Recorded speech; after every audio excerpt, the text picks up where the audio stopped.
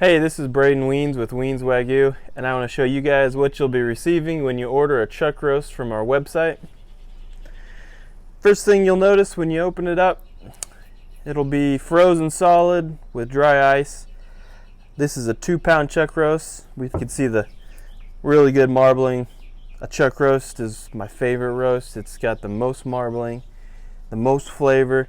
Comes from the front of the animal. There's a lot of options on preparing a chuck roast, but before you prepare your chuck roast, there's not a lot of options on how you should thaw it, and that's slowly. All frozen beef should be thawed slowly. Thaw it in your fridge for a couple days. You could even thaw it for a week. It's fine, vacuum packed in your fridge. There's a lot of ways you can prepare a chuck roast. A traditional chuck roast, like a Sunday pot roast, you could do real simple: salt and pepper, garlic powder, put it in a pot with some onions, garlic, potatoes, and put some chicken stock in there and do a slow braise. Go till it's fork tender, and don't take it out before it's fork tender in 300 degrees in a pot. That's what I grew up on. Can't go wrong with that.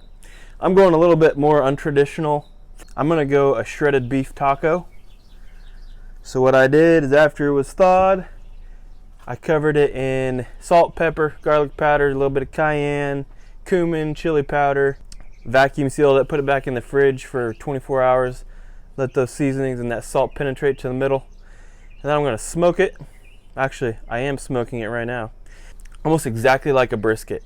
This is a great alternative to a brisket. Instead of doing like a 20-pound brisket, where it's a pretty big ordeal, if you just wanna do a simple trial run of a smoked beef that's very similar to a brisket, almost arguably better than a brisket in some cases, try a little chuck roast and I think you'll really like it.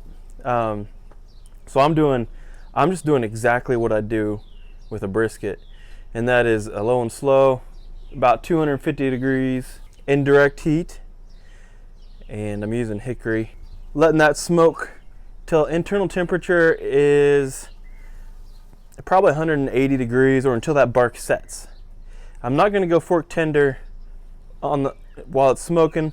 I'm actually going to do the Texas crutch on this, wrap it in tin foil, and then cook it past what I would do a brisket, because I want it to shred real well.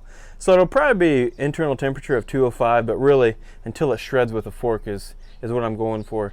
And a Texas crutch is just wrapping it in tin foil so it maintains its moisture.